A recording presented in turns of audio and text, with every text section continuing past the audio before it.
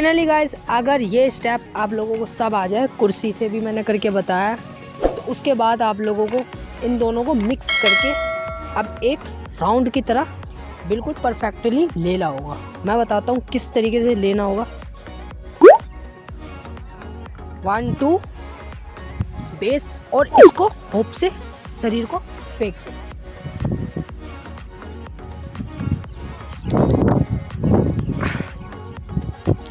इस तरीके से